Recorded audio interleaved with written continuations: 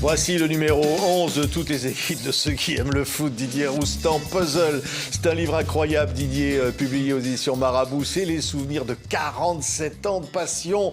On va raconter tout ça, mais au fond, j'ai vu encore récemment des propos que tu tiens sur Mbappé, où tu dis, non, mais c'est pas un génie, c'est des millions de commentaires.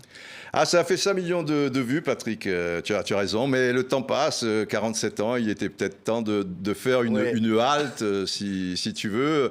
Non, pour Mbappé, on me demande pour qui je paierais, pour un joueur du PSG, tu vois, relativement récent ou actuel. Et je dis que je paierais pour Pastore, Javier Pastore, qui était mais pas pour Mbappé. Mais pas pour Mbappé, parce que Mbappé... Je sais pas, pour moi, il dégage moins d'émotions, il est plus prévisible. Pastore, c'était une sorte de magicien et j'ai besoin de ça et de vivre ça parce que le football est de plus en plus aseptisé, si tu veux. Les joueurs robotisés, ils sont dans des systèmes qui les brident un peu et qui poussent pas à Mbappé, il est là-dedans. Tu penses qu'Mbappé, il est robotisé, il est dans le système? Il a... Et je dis quand même que c'est un phénomène dans son genre, que c'est un crack, il n'y a aucun doute là-dessus. Après, c'est très personnel, c'est une sensibilité football. Il y a des gens qui paieront pour voir Mbappé et qui ne paieront pas pour voir Pastore. Et je respecte ça tout à fait. Je ne vais pas dire un scandale, mais quand même, ça fait réagir. Tout est scandale, surtout si tu touches à une icône. À une icône, ben oui, mais j'ai toujours dit ce que je pensais, et ça a pu déplaire parfois, mais c'est pas bien grave. Il est à noter quand même qu'il y a eu des centaines de commentaires, et j'en ai lu beaucoup, et 70-75% me donnent raison. Ou au moins acceptent que j'ai une sensibilité autre que peut-être beaucoup de gens. Oui, mais qu'est-ce que devient le foot? On va parler du bouquin dans quelques instants, évidemment, Didier, mais d'abord un mot, on ne va pas rentrer dans le fond de la question. Le foot, c'est devenu, si tu veux... Je ne dirais pas une vaste plaisanterie, mais il a été mangé par l'argent. C'est devenu un grand monopoly interplanétaire et bientôt galactique. Si on peut faire des matchs à midi sur Mars et que ça touche encore plus de gens, et donc les sponsors qui vont avec, on ne se gênerait pas. C'est le pognon qui dirige, quoi. C'est le fric. Ah oui. Ben, de toute manière, le football peut pas être, si tu veux, dans une cage dorée coupée de la société. On a coutume de dire, même si c'est un cliché, mais c'est tellement vrai, qu'il est le reflet de la société. Tu veux le reflet de la société ? Tu vas voir ce qui se passe dans le football, et c'est tout à fait ça. Alors on voit des footballeurs qui interviennent sur des sujets internationaux, Mbappé sur l'affaire Naël, on voit Benzema qui fait un tweet polémique où il parle de Gaza mais pas des Juifs tués. On a vu ton copain Cantona qui intervient aussi sur cette question en soutien aux Palestiniens. Maintenant, je trouve que c'est bien que les footballeurs aient une conscience politique. C'est assez courageux aussi, finalement, quelque part, d'affirmer ses positions. Mais c'est pour eux, ils ont quand même tout à perdre dans ce genre de débat. Donc, j'irai jamais trop contre. Alors après, je peux ne pas être d'accord avec ce qu'ils défendent, c'est autre chose. Mais d'une manière générale, les gens courageux, j'ai plutôt de l'estime pour eux, même si je peux être horrifié par certains propos. Tu vois qu'au fond, tu te dis c'est courageux parce qu'évidemment, il y a ça suscite aussi je veux dire, des oppositions très fortes. Tu peux t'attirer que des ennuis. C'est le seul souci pour eux, à mon humble avis, c'est que ce sont des sujets tellement complexes que est-ce qu'ils les maîtrisent vraiment, ces sujets? Voilà. Moi, j'ai mes avis, si tu veux, je suis un homme public. Et il y a certains, comme je suis sur les réseaux sociaux, qui m'ont reproché récemment, par rapport à tout ce qu'on vit, de ne pas avoir mis un mot pour... Alors évidemment que je suis touché par ce qui s'est passé. Oui, je ne suis pas de bois. Mais dans ces cas-là, je deviens un homme lambda. J'aime bien parler de ce que je connais. Si tu me demandes de prendre position pour le football, je vais le faire. Après... s'il faut prendre les armes et vraiment que ça aboutit à quelque chose, alors je le ferai. Mais là, tu connais personnellement Benzema, Cantona, évidemment. C'est à eux qu'il faut poser la question. Mais tu te dis, ils sont sincères, ils sont... Moi, pour Cantona, je sais qu'il est sincère, puisque je le connais bien. Mbappé, Benzema... moins, et même pas du tout personnellement, mais je suppose que oui, qu'ils le sont. Oui, mais bon. oui, mais quelque part, cette politisation du foot, plus le côté marchand, fric, Oui. ça nous éloigne du sport, finalement. Ouais, au mais fond. ça montre aussi Ouais. quelque chose par rapport aux footballeurs.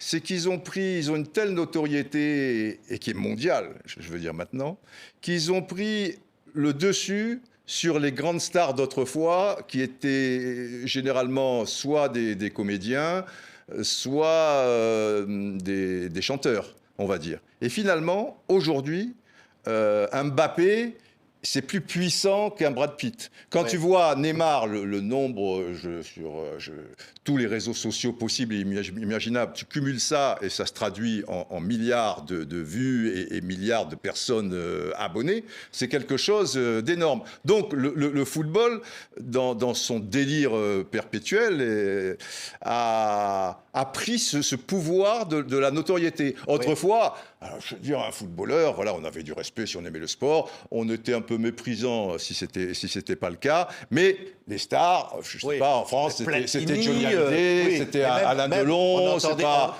Platini, ça a commencé un petit peu... On n'entendait pas Platini intervenir sur des sujets comme ça. Non, mais peut-être aussi qu'on ne leur posait pas la question. Oui. On l'a posée, et finalement...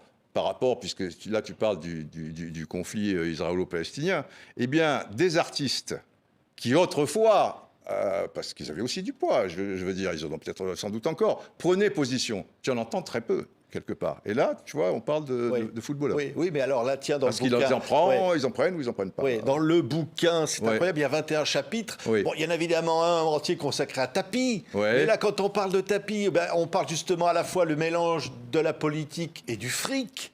Parce que c'est ça, voire même des pratiques, tu as connu tellement de près Tapi, limite presque, on pourrait dire quoi, mafieuse, c'est quoi, des comportements mafieuse, entre guillemets, oui, où il va quand même essayer de t'intimider avec des méthodes. Là, je donne certaines méthodes dans le livre où j'en ai été victime, mais je sais qu'il pouvait aller un petit peu plus loin. Tapi, dire quoi, des méthodes d'intimidation, il disait attention, non mais, est-ce qu'on peut dire ça ? Attention à ta famille. Je pense que ça a pu aller pour certains qui lui faisaient du tort ou qui l'estimaient leur faire du tort. Ouais, ça peut, des choses comme ça. Tu vas voir, il peut t'arriver quelque chose ? Peut-être pas lui, mais après tu peux faire téléphoner, tu peux d'une manière détournée, tu vois, bien sûr. Les gens qui ont ce pouvoir et qui à un moment perdent le fil, parce que Tapi, je l'ai connu à ses débuts dans le football. Et au moment où il y a eu ces victoires qui entraînaient, je veux dire, ce que l'on sait, et il entrait en politique sensiblement au même moment. Et c'est Dr Jekyll et Mr Hyde, parce que comme je l'explique, il avait des côtés très attachants, et vis-à-vis de moi, en une ou deux circonstances, je l'évoque dans le chapitre, il n'était même pas papoule. Et puis, il y en a d'autres qui étaient un petit peu plus durs, parce qu'on était en conflit. À l'époque, j'étais patron de Téléfoot, si tu veux. Et il y avait que 3 chaînes. Allez, une 4e avec Canal+, mais qui contenait pas. Il téléphonait en essayant de t'intimider. Oui, effectivement. Il te bousculait parce qu'il voulait que si tu étais patron de Téléfoot à une époque où il y avait 3 chaînes... à sa botte, quoi. Tu devais être à sa botte. Voilà. Et j'ai pas un tempérament à être à la botte de qui que ce soit. Et de par mon métier, j'estimais que je devais d'être le plus honnête possible. C'était d'autant plus compliqué que lui était actionnaire à TF1. Donc mon chef des sports à l'époque prenait un peu son parti.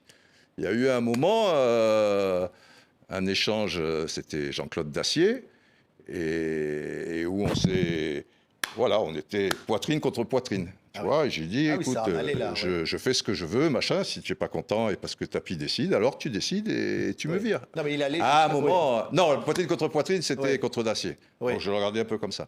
Tapi, j'aurais pu le regarder un peu plus petit, je pense. Oui, mais il ne pourra pas en venir aux mains, quand même. Tapi n'a pas menacé d'en venir aux mains. Non, avec moi, jamais. Mais avec d'autres, oui. Il a donné une gifle, je crois que c'était à Pascal Praud, et une autre à Alain Vernon. C'est pas un coup de poing. Mais alors l'affaire VAOM, tu dis c'était un cas isolé d'avoir acheté un match comme Tapi. Tu penses que Tapi avait vraiment acheté le match ? Je pense, oui, mais ça a été prouvé. Hein. Là, je veux dire, les gens qui refusent de croire la vérité.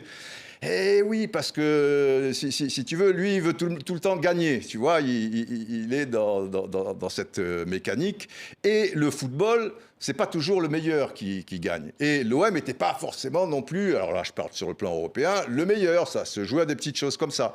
Donc, c'est sûr que si l'arbitre ou un ou deux, trois joueurs sont avec toi, ça va simplifier les choses. Mais il a acheté d'autres matchs, d'après toi? À mon sens, oui. Oui. Mais il n'a pas inventé la corruption non plus, hein, dans le football. Il n'est pas le seul. Ah non, dans le football, ça existe depuis que ce soit... C'est-à-dire...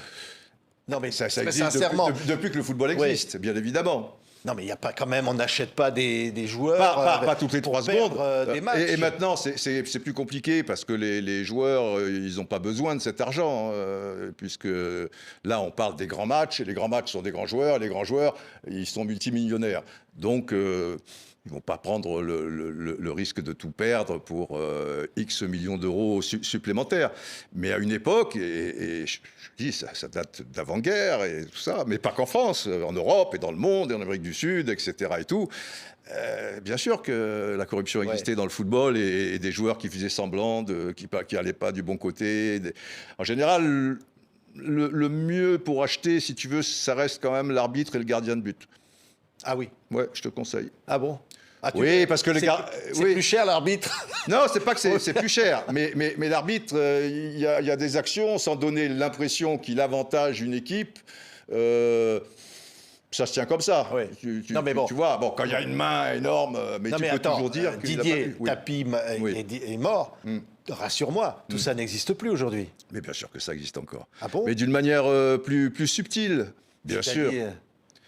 On fait pression sur l'arbitre, mais alors ça veut dire peut-être pour lui promettre une carrière future intéressante ou. Mais comment Didier, comment on peut aimer ce milieu comme tu l'aimes? Mais attends, parce que la corruption existe que dans le football. Ah oui, non mais là, en politique, ça n'existe pas. Mais c'est dans pas des une raison. autres corps de métier, c'est pas une raison. Ça n'existe pas. Ah ben oui, c'est pas une raison, mais alors tu aimes plus rien. Ah aussi. Oui. Donc tu aimes quand même le foot, tu te dis. J'adore le foot. C'est pas aimer, c'est, tu vois. Oui, tu le racontes dans le bouquin à 18 ans, rue Cognac-G, tu dis, oh là là, rue Cognac-G, on t'amène au bureau de Georges Decaune, le père d'Antoine Decaune d'ailleurs, et puis là tu découvres une rédaction un peu, tu dis, je suis chez les fous là.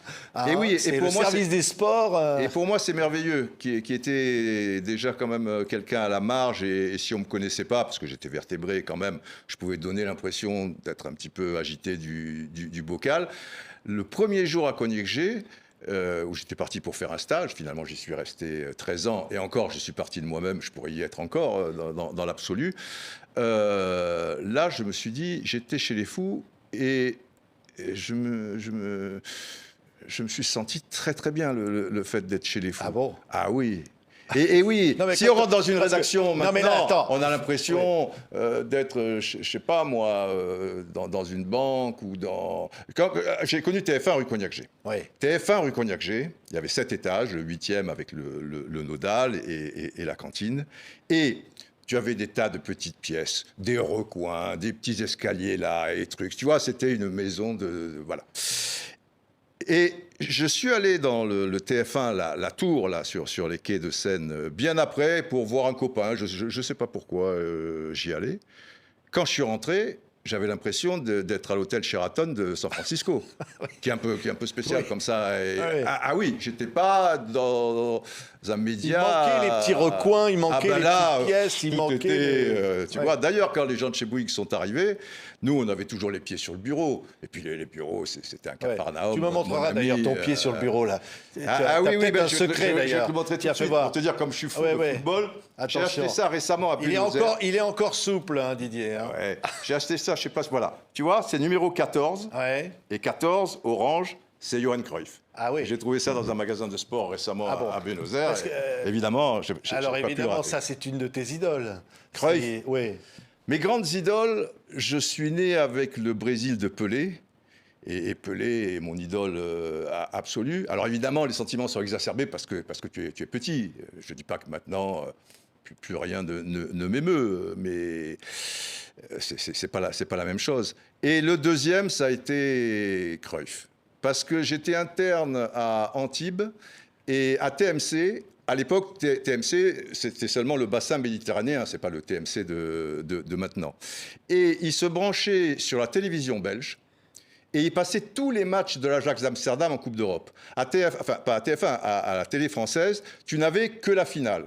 Et de temps en temps, allez, un bout de demi-finale, sauf si un club français, là tu avais l'aller-retour, comme ça a été le cas de l'OM en 72. Mais tu les voyais qu'une ou deux fois. Tandis que là, tous les matchs contre le Bayern, contre Arsenal, enfin c'était fantastique. Nous, grâce à TMC, alors on avait le commentaire belge, le monsieur s'appelait Arsène Vaillant, qui était une sommité là-bas en Belgique. Et alors on était mort de rire parce que, je sais pas, le corner, c'était le coup de pied de coin, le poteau, c'était le piqué. Enfin, évidemment, ouais. Ils avaient leur mot à eux, mais nous, bon, on avait 15-16 ans. Ça faisait un triomphe. Donc, Pelé et Cruyff. Même Maradona, que j'ai bien connu et de manière intime, comme tu le sais, après, avec le syndicat mondial. Que tu as créé, le syndicat mondial. Avec Eric Cantona et Maradona, effectivement. Bon, c'était insensé et inouï, tu vois, qu'un petit Français aille chez Maradona de temps en temps, mange un assado préparé par son père, tu vois, qui ait cette proximité. Bon, c'est le syndicat qui voulait ça. Et puis après, c'est vrai qu'on s'entendait bien. Et d'ailleurs, cette tenue, parce que j'ai la tenue du bouquin, je fais une parenthèse, ça ne t'aura pas échappé. Non, mais là, cette tenue... Didier est venu, je suis venu avec la tenue en de la football, couverture du livre. En football, à part le jean, parce que quand j'ai fait ce chapeau, Maradona adorait ce chapeau. Il m'a vu avec à Rosario, et chaque fois qu'on se croisait, pendant un certain temps, et pas systématiquement, il me disait « Didier, où est ton chapeau ?» Il adorait ce chapeau. Donc, en le mettant sur la couverture, c'était un petit hommage à lui. En le mettant sur le plateau, là. Et en le mettant sur le plateau également. Et cette chemise, je l'ai achetée à Londres le jour où je faisais un reportage pour la première fois à Wembley. Et Wembley, si tu veux... Pour un gosse comme moi, alors là on était en 81, c'était un match Angleterre-Irlande du Nord, victoire de l'Angleterre 4-0, c'est des détails, mais si tu veux, tu as ça, tout est là, ça reste, voilà, c'est tamponné, tu vois. Et ben j'ai acheté, cette chemise, tu vois, Piccadilly Circus, comme j'aurais pu en acheter une autre et tout, elle date de 81, et quand j'ai fait la photo, le photographe m'a dit, tu veux t'habiller comment? J'ai dit, si on fait ça et ça te va? Ah, c'est super, parce que la photo, tu vois, il y a un peu des couleurs, tout ça, le chapeau, il est rigolo. Eh ben, un truc. Voilà, ça donnait un petit sens un peu... C'est vrai que c'est toi. Tiens, je vois sur le plateau, tu m'as amené un hippopotame. Alors ça, c'est un peu surprenant. Hein. Alors ça, c'est un hippopotame, oui, effectivement. Tu on voit bien. Et l'hippopotame est l'emblème du Mali. Et j'étais très proche de Salif Keïta, qui a été un grand joueur à Saint-Étienne dans les années 60. Alors moi, je le connaissais un petit peu après, mais il n'était plus joueur. Et on s'est vraiment rapproché au moment du syndicat mondial des joueurs. Et une fois, j'étais à un hôtel pas loin d'ici, d'ailleurs, tu vois, place de la Grande Armée. Et on discute, on met des choses au point et tout. Et je le laisse, il va dormir, je vais rentrer chez moi. Et hop, il me dit, Didier, je suis dans le couloir. Je dis, qu'est-ce qu'il y a, Salif? Il me dit, viens. Et il me donne, avec un air mystérieux, l'hippopotame. Il me dit, c'est pour toi. Il a été travaillé, ne le quitte jamais, il te protégera. Oh là. Alors tu l'as tout le temps avec toi. Tout le temps. Alors tout le temps. Là, je savais que j'étais en danger dans ton émission, donc j'ai préféré l'amener. Parce que le danger est partout avec toi, Patrick, dans tes questions. Mais de toute manière, depuis, évidemment, j'ai déménagé. Il est toujours chez moi, et si à un moment je ne le vois plus, pratique générale, parce que c'est un peu le bordel chez moi, tu vois, et on retrouve l'hippopotame. Et ça, tu as amené un écusson. Alors ça, c'est... Ça, c'est ma vie, si tu veux. Je l'explique dans le bouquin, même si je parais comme ça, un peu écervelé, je suis assez pudique. Et j'ai parlé un peu de ma jeunesse. Et ça, c'est l'écusson de l'AS Cannes. C'est un dragon, qui est l'emblème de l'AS Cannes. C'est l'écusson, tu vois, le maillot de l'AS Cannes qu'ils avaient, qui existe toujours. Mais cet écusson, il est très vieux. Il m'a été donné par quelqu'un qui m'est infiniment cher. Et il me suit partout aussi. Et comme je l'explique dans le livre, moi, j'aimerais être incinéré. Et avec quelques photos et quelques objets, dont celui-ci. Voilà. Et après, on mettra les cendres à Brazzaville, là où je suis né. Au port du Mouret Rouge, là où je gérais la nuit sur les rochers à voir les pêcheurs. Au Galoubet, c'est là où j'habitais, pas loin du Mouret Rouge. Aux Hespérides, c'était le stade où jouait l'AS Cannes à l'époque. Voilà, c'est le petit triangle canois qui est important pour moi, qui ce sont mes racines. Et Brazzaville, l'Afrique, évidemment. Mais les 3 premières années, c'est plus que mes racines. Ouais, c'est pas très joyeux ce que je vais te demander, mais tu l'as dit dans une interview, tu as même dit ce que tu voulais voir écrit sur je sais pas quoi, la pierre tombale ou je sais pas. Ah C'est un truc qui dit que l'amour, voilà, qu'est-ce qui compte plus que l'amour? C'est au fond... Oui, l'amour est la réponse, quoi. Ouais. En fait, il y a, je ne sais pas si c'est celle-là que je mets dans le livre, mais il y a une très belle formule de John Lennon qui dit, qui commence et qui dit l'amour, et après il dit, quelle était la question? Voilà, quelle que soit la question, la réponse c'est l'amour. Ouais.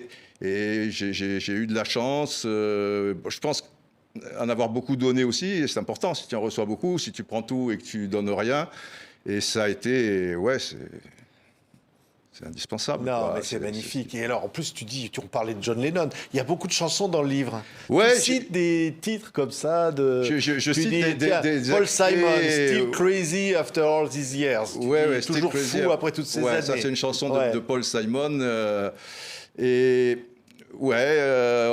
C'est quelqu'un qui pensait à cette chanson alors que c'était il y a une dizaine d'années, donc j'avais déjà un certain âge. Et il me disait, tu es toujours aussi fou après toutes ces années. Et il y a des gens qui me demandent comment vous pouvez, vous avez vécu un certain nombre de choses dans le football, être toujours passionné. Et être fou, quoi, quelque part, même dans votre vie un petit peu, ou être un peu original. Je sais pas. Je tente un semblant d'explication. Je crois que c'est l'explication. C'est de voir toujours les belles choses là où elles se trouvent. Et même si dans la vie, des fois, c'est dur, enfin, nous, on est privilégiés, bien sûr, mais on a aussi nos moments difficiles, quoi, nos moments d'angoisse, nos moments existentiels, nos moments de rupture, tu vois, avec des gens, ou des gens chers qui te quittent.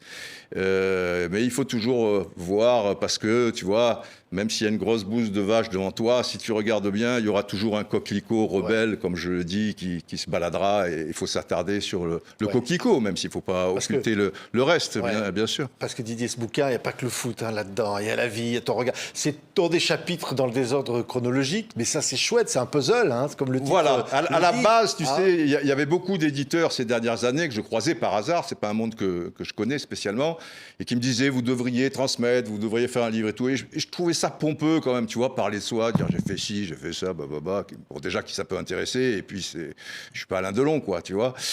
Et il y en a un, après, peut-être c'était le bon moment, il a eu peut-être les bons mots. J'ai dit, écoute, laisse-moi une dizaine de jours que ça infuse. Et il s'appelle Benoît Bontou, et aux éditions donc Marabout. Et je lui ai dit, écoute, si tu es d'accord avec moi, alors je vais le faire. Si ça ne te va pas, j'accepte, mais on ne le fait pas. Il me dit, bon, ben, je t'écoute. J'ai dit, le bouquin va s'appeler Puzzle, parce que ça va être un puzzle. Les chapitres seront des histoires en soi, mais elles ne seront pas dans un ordre chronologique, déjà.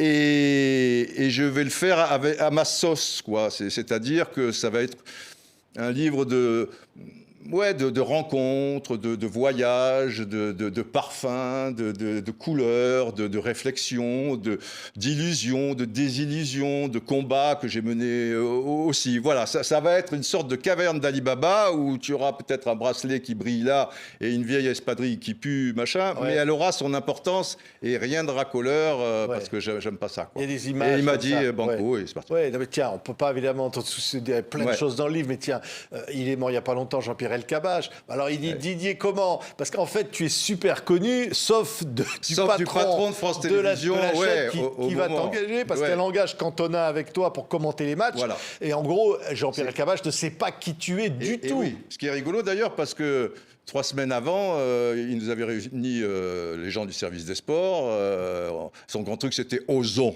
Osons le sport, osons. Alors, il les mettait à toutes les sauces, tout ça. J'étais là.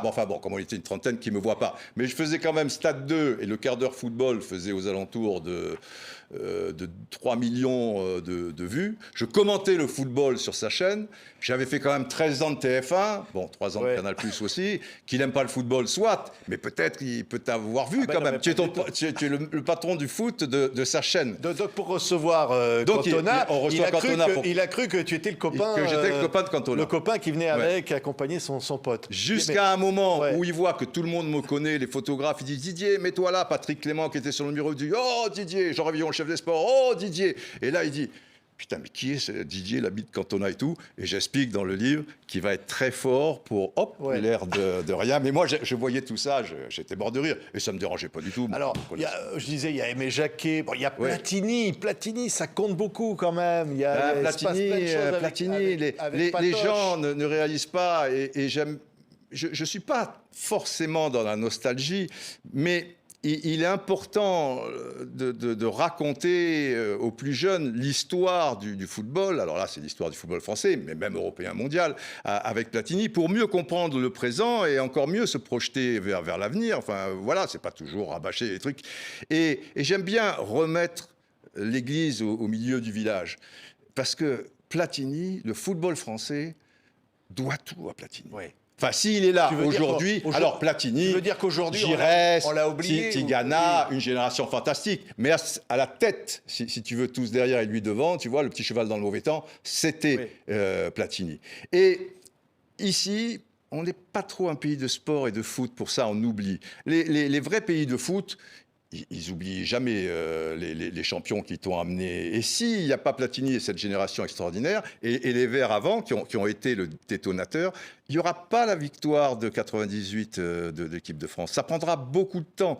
Alors, c'est un long processus et j'explique pourquoi. Parce que pour des raisons mentales, psychologiques, on était, tu vois, un peu sur nous-mêmes. Et ceux qui ont gagné 98, les Blancs, les Deschamps, les Petits, ce sont les enfants de la victoire. Parce que quand ils avaient 12, 13, 14, 15 ans, avec Saint-Étienne, avec Platini, l'équipe de France et tout, ils voyaient l'équipe de France qui gagne. Donc c'était vachement important. Moi, je faisais partie d'une génération, parce que je jouais au football aussi, dans les meilleures équipes de jeunes de la SCAN, où la France perdait toujours, n'allait jamais en phase finale, ou alors juste un petit tour en 66 de Coupe du Monde ou de Championnat d'Europe. Le club français était éliminé au premier tour par un club norvégien ou de je sais pas trop où, si tu veux. Et j'étais un enfant de la défaite. Donc quand je faisais des tournois internationaux, où on jouait contre le Milan AC, la Juve, Sheffield ou des choses comme ça, ben déjà, on était terrorisés, on avait perdu d'avance parce qu'on disait Milan, putain, regarde les mecs, regarde les trucs. Parce que, voilà, on était comme les grands, on était les Français, tout ça et tout. On était les enfants de la défaite. Et Platini et sa bande, hein, attention, c'est un sport collectif, il a été fondamental dans tout ça. Tu racontes, tu arrives en retard pour commenter un match à cause d'une panne d'essence. Et on te dit, il ne faut pas dire surtout que c'est une panne d'essence, il faut dire qu'il y avait un problème de liaison. Ça, c'est Jean Rénal qui m'a appris ça à Malaga. Mon maître absolu, mon père spirituel, c'est aussi l'occasion de rendre des hommages à certaines personnes qui ont été si importantes pour moi. Et là, on arrive en retard à Puebla, là c'est la Coupe du Monde 86, avec Michel Hidalgo, parce que panne d'essence, j'explique, Michel bababa. Et c'est terrible parce qu'on est à la 7-8e minute, et quand j'arrive, déjà, il y a pénalty pour l'Italie. Le match est arrêté, et Altobelli, l'avanceur italien, va tirer un pénalty. Alors, ce qui est terrible, c'est que je ne sais pas comment s'est passée l'action, c'est justifié, pourquoi. Bon, alors, déjà, quand je prendrai l'antenne, ça va être compliqué. Je vais dire, but d'Altobelli ou pas, enfin bref. Mais, avec les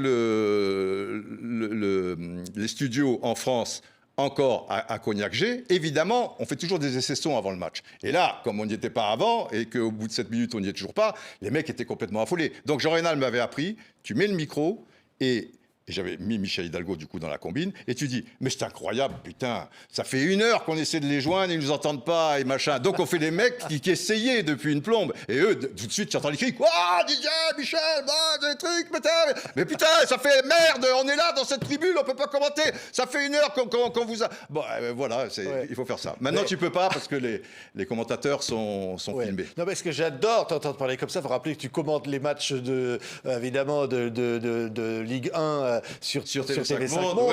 Bien sûr. Non, mais je voulais juste te dire, la télévision d'aujourd'hui, c'est pas un peu aseptisé, y compris les commentateurs, en t'entendant hurler ta passion. Alors après, ça manque pas un peu de vie. Hurler pour hurler, il faut pas hurler pour hurler. Non, mais on pense aux commentateurs en Amérique du Sud, au Brésil. En Amérique du Sud sont des maîtres, tu vois. Et en plus, non seulement la vie qu'ils mettent, tu vois, les Brésiliens et les Argentins, et les autres, Colombiens et tout, mais en Amérique du Sud, en plus, dans le commentaire, ils ont une poésie. Tu vois, nous, on est assez basique. Si un Français marque le but de Maradona, on va dire « Oh là là, quel slalom, c'est extraordinaire, babibaba !» Et là, bon, il est célèbre maintenant dans le monde entier, Victor Hugo Morales, mais il te parle de cerf-volant cosmique, quoi. Tu vois, il y a des choses... Oui, il y a de la une poésie. Et je pense que dans ce livre, modestement, effectivement, c'est pas que du football, c'est aussi 47 ans de télé. Et c'est un parcours, il y a peut-être une forme de poésie. Enfin, je suis content parce que c'est pas que j'avais une crainte, mais moi, mon instrument, c'est la voix. Avec la voix, tu peux faire passer des choses, effectivement, et donc c'est le parler, quoi, mon instrument. Là, c'est l'écrit. Je suis pas écrivain, moi, c'est pas mon truc. Et j'avais peur de ne pas pouvoir faire passer les choses telles que je peux le faire avec la voix. Et les retours sont super. Combien on en vendra, c'est pas le problème. Je préfère en vendre 5000 que 1000. Je préfère en vendre 8000 Regardez, il est là, voilà, il faut aller l'acheter. C'est fait pour partager. Économiquement, c'est pas une affaire, je te le dis tout de suite. Mais c'est pas le problème. Mais ce qui était important, c'est que les gens qui l'achètent s'éclatent, découvrent des choses et soient contents. Et là, il y a une forme d'unanimité et ça me touche et ça veut dire que bon, c'est peut-être pas si mal. Parce qu'au fond, on va peut-être finir là-dessus. Mais c'est écrit avec amour. Oui, voilà, mais c'est ça, on parlait du mot amour, mais voilà. Au fond de dire, tu parlais de poésie tout à l'heure dans le jeu, dans le foot, et tu dis voilà pourquoi c'est pas le jeu d'Mbappé qui me plaît, parce qu'il y a quelque chose il y a quelque chose que j'allais presque dire de presque c'est un peu métallique, sentimental. C'est un peu métallique, quoi, si tu veux. C'est le football d'aujourd'hui aussi, il faut être réaliste. Si tu es puissant et explosif, alors après, attention, Mbappé, c'est un très bon footballeur, d'accord. Oui, mais qu'est-ce qu'il faut alors c'est quoi la différence pour toi? Avec Pastore, c'est de la poésie, c'est aérien. Et ça te surprendra parce que quand il va te faire une passe aveugle comme au Stade Vélodrome pour Cavani, si tu veux, quand il va te faire ce petit pont, ce grand pont, etc., dans un micro-terrain contre Chelsea au Parc des Princes en Ligue des Champions ou des choses comme ça, tu es là, quoi. Alors, avec Mbappé, de temps en temps, tu peux dire waouh, c'est beau aussi et tout. Mais je paierai pour voir Pastore parce que rien que dans son élégance, si tu veux, dans sa gestuelle, dans son approche du football. Moi, je l'ai découvert dans un match Huracan-Vélez qui était à Buenos Aires il y a pas mal d'années, avant qu'il arrive à Palerme et puis au PSG. Mais, parce que c'est dur, le football en Argentine. Et là, en plus, Vélez joue le titre et Huracan joue le titre. Donc, c'était un match, mon pauvre ami, d'une violence et d'une intensité. Et il y avait ce coquelicot. Et je n'ai eu Dieu que pour ce coquelicot. Mais je me dis, mais c'est qui ce joueur? Le coquelicot, c'était Pastore. Et après, merveille des merveilles, il est allé à Paris. Donc voilà, je peux pour voir Pastore. Il y a des raisons, c'est pas comme ça. Oui, mais n'empêche, Didier, que le PSG d'aujourd'hui, sans Neymar, sans Messi... il y a moins de magie. Mais il fallait faire quelque chose aussi. Ces joueurs étaient arrivés au bout d'un système. Je trouve que ça s'est pas bien fait. Ça n'a pas été très classe, mais ça, c'est autre chose. C'est-à-dire, c'est pas bien fait, c'est pas c'est-à-dire que Verratti, c'est quand même quelqu'un qui, pendant 11 ans, a apporté beaucoup au PSG. Alors, ok, des gens me diront, ils étaient grassement payés, certes, mais il a donné son corps pour le PSG. Tu vois, il était dans tous les coups. Il a été formidable avec le PSG. C'est les 2 dernières années où il était peut-être un peu au bout du bout. Et on a cette tendance à oublier, mais ça, c'est un peu la vie aussi d'aujourd'hui. Ça ne se limite pas au football. Et rester sur ces 2 années en question.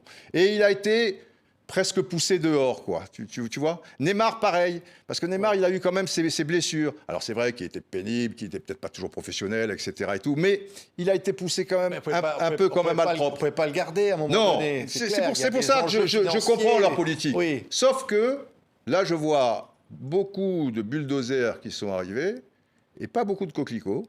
Et j'ai peur qu'à un moment, parce que le football, quand même, c'est la technique qui prime. C'est ce qui reste quand on a tout oublié, la technique, si tu veux. Et je pense que s'il y avait eu des joueurs avec un brin de technique, ils n'auraient pas pris, par exemple, cette volée de bois vert, le 4-1 à Newcastle, où ils étaient complètement débordés. Parce qu'un technicien, il va casser le rythme de l'autre, il va donner son propre rythme. Le football, c'est beaucoup une affaire de rythme. C'est pas qu'une affaire de biscotto.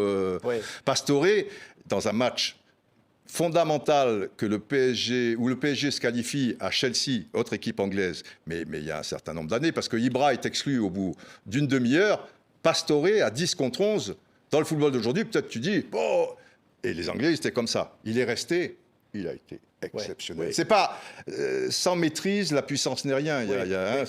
Un mot sur Messi, il a dit qu'il s'était emmerdé à Paris.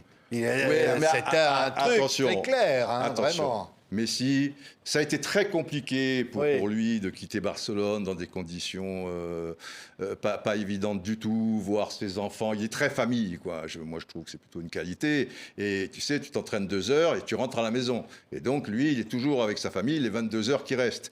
Et voir ses enfants qui pleurent, même s'ils mangent bien, qui truquent, ça peut paraître indécent, mais c'est comme ça. Voilà, mais même s'il est, comme tu le dis très bien, bien payé pour ça. Oui, il est très bien. Oui, mais à un moment, il ne faut pas mettre l'argent au-dessus de tout. Et c'est tant mieux, que l'argent ne soit pas au-dessus du tout. À un moment, il y a aussi les sentiments. Et c'est pas parce que tu gagnes beaucoup d'argent que tu dois sourire toutes les 3 secondes et ne pas avoir le moindre état d'âme. Ça le rend humain, au contraire. Et tu sais, tout ce qu'il dit maintenant, les propos sont souvent déformés. Et c'est pour faire du buzz, quoi. Il ne dit pas exactement ça. Et il ne le dit pas de cette façon-là. Mais alors, les gens, ils se régalent et ils sont un peu dans cette médiocrité d'attendre, tu vois, la petite faille ou un mot. Et après, ils se déchaînent. Mais c'est la société qui, je pense, nous a un peu tirés vers le bas par rapport à... Au fond, le foot reflète ça, la société. Le foot est le reflet de la société. J'espère que le reflet sera... Mais on n'en prend pas le chemin. Mais là, le reflet de la société dans tes yeux, c'est toujours le gosse qui, j'imagine, collectionnait les photos de ses joueurs préférés. Mais bien sûr, qui vivait avec ce qui te donne toujours la foi, et c'est la force fantastique du sport, et en particulier peut-être du football, c'est ce lien que tu as avec l'enfance, si tu veux. C'est ce lien invisible, et tu auras des gens bien plus âgés que moi encore, tu vois, dans des situations ou trucs, et ils deviennent, ils ont l'œil qui brille à nouveau devant un match, devant une action, parce que ça les ramène déjà à leur père. Moi, ça me ramène à mon père. Le premier match de football, et bien souvent, c'est le père qui moi, mon fils, j'ai été le premier à l'amener à un match de football. Il était très, très petit. Moi, j'avais 3-4 ans quand mon père m'a amené. Et c'est le lien avec l'enfance. Et le lien avec l'enfance, c'est aussi des gens qui sont partis et que tu aimes profondément, quoi. Donc, il y a ce côté extrêmement touchant et parfois bouleversant. Le football, c'est beaucoup plus que du football, de toute manière. Le football, c'est la vie. Merci Didier. Le puzzle, il n'est pas complètement terminé. Il y aura peut-être un volume 2, il y a un petit 1, s'il trouve son public. Chaque année, je pense que je peux en faire 4 ou 5. C'est un bouquin de 428 pages. 428. Ah ouais, en compte. C'est petit. 428 pages. Mais voilà, Didier Roustan avec la passion qu'on aime et qu'on aime retrouver aussi sur TV5 Monde. Merci Didier, merci d'être venu sur ce plateau.